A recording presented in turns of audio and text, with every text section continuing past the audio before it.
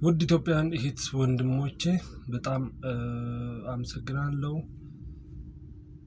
ዛሬ ደግሞ አንድ ምክር ሐሳብ ይዤ መጥቻለሁ።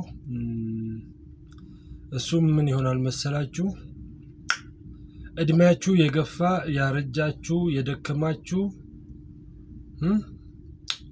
ፖለቲከኞቻችን ፕሊስ በግራም በቀኝም ያላችሁ ኢትዮጵያን ሰላም እየነሳችሁ ያወቃችሁ መስሏችሁ ብዙ ነገሩን እየተሳሳታችሁ ፕሊስ ያሁኑ ትውልድ ልክ እንደ ቀድሞው በሰከረ መንፈስ የሚጓዝ ትውልድ አይደለም።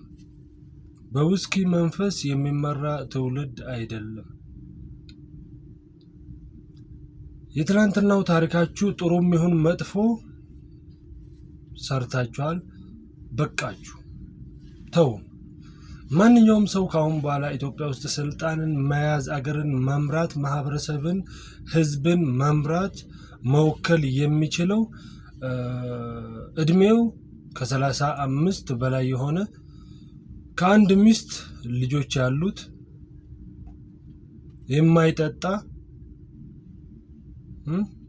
በየሆቴሉ በየክለቡ የማይዞር ልክ እንደ ክቡር ጠቅላይ ሚኒስትር አብይ አህመድ አሊ ሲዩዝ ባንክ ላይ አካውንት ያሌለው ነው የምንፈልገው።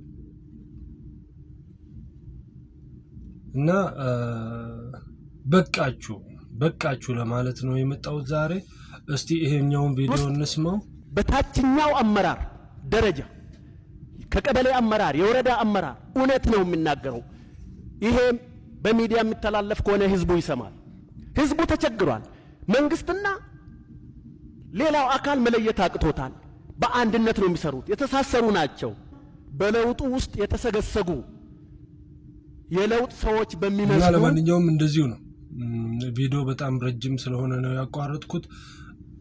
በመቀጠል አሁንም ስልጣን ላይ ያላችሁ ህዝብን ወክላችሁ በየቢሮው እንደ ስልጣን እርከናችሁ የተቀመጣችሁ በእናንተ ስም የሚነግደውን፣ በእናንተ ስም የሚያጭበረብረውን፣ በእናንተ ስም የማይሆን ያልተገባ ስራ የሚሰራውን ሰው አሳልፋችሁ ለመንግስት ልሰጡ ይገባል። ህዝቡ ምን ያክል እየተማረረ እንደሆነ ሁላችሁም ልታውቁ ይገባል። ህዝቡ ክቡር ጠቅላይ ሚኒስትር አብይ አህመድ አሊን ይወዳል፣ ይደግፋል። አሁን ከግራም ከቀኝ እኔ እንደተገነዘብኩት በጣም ብዙ ነገሩ